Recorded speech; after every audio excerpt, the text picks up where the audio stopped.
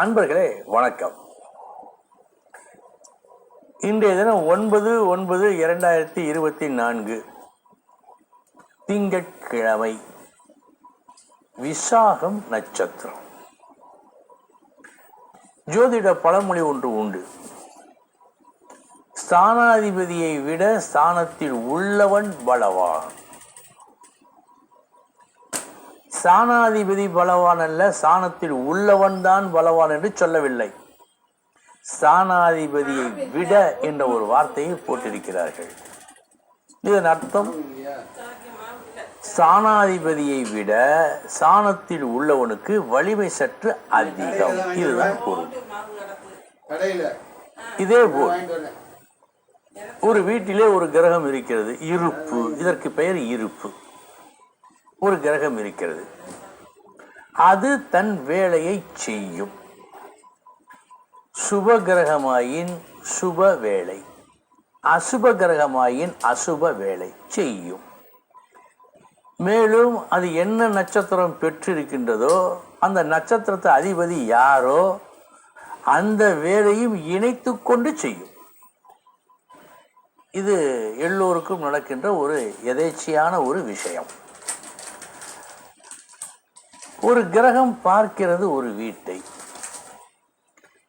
அதனால் ஏதேனும் பலன் ஏற்படுமா?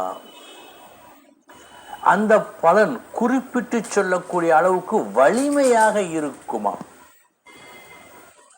இது நாம் அறிந்து கொள்ள வேண்டிய இன்னொரு முக்கியமான விஷயம். ஏனென்றால் சிலருக்கு இருப்பு, அந்த கிரகம் ஒரு வீட்டில் இருப்பது நன்றாக இருக்கும், நல்லது நடக்கத்தான் வேண்டும்.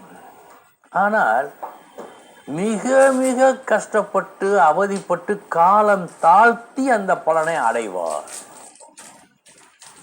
ஏன்? இந்த பார்வைதான் அதற்கு முக்கியம். ஆக பார்வைக்கும் பலம் உண்டு. சரி, இந்த பலத்தின் அளவு என்ன? எந்த காரணத்தை கொண்டும் பாதிக்கு கீழே குறைக்க கூடாது. இதற்கு எந்த அளவு வலிமை உண்டோ அந்த அளவு வலிமை இதற்கும் உண்டு என்றுதான் சொல்ல வேண்டும். ஆனால் கடைசியில் நடக்க போவது என்னமோ இருப்பின் பலன், ஆனால் பார்வையின் பலன் படாத பாடுபடுத்திவிடும். உதாரணமாக 7ஆம் இடம் நல்லபடியாக அமைந்திருக்கிறது, அதில் ஒரு நல்ல கிரகமும் இருக்கிறது, நல்ல நட்சத்திரமும் பெற்று இருக்கிறது. ஆனால் தீய கிரக பார்வை அந்த 7ஆம் இடத்திற்கு இருக்கிறது. எனக்கு தெரிந்து 40 வயதில் கல்யாணமானவர்களும் உண்டு. கல்யாணம் நடந்தது, ஆனால் 40 வயதில். அவர்கள் அலட்சியமாக இருந்தார்களா? இல்லை, அலையோ அலை என்று அலைந்தார்கள்.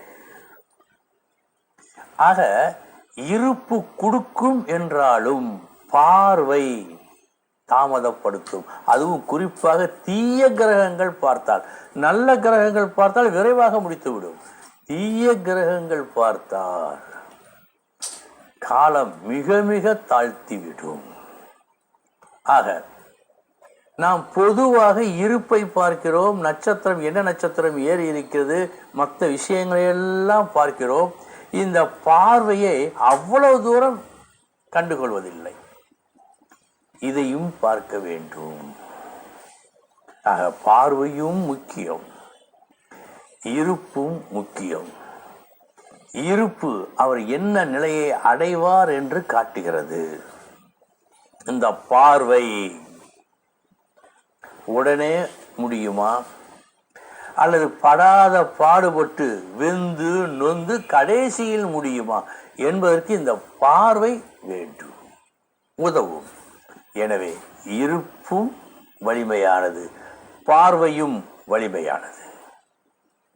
நண்பர்களே, இனி 12 ராசிகளுக்கு உண்டான பலன்களை பார்ப்போம்.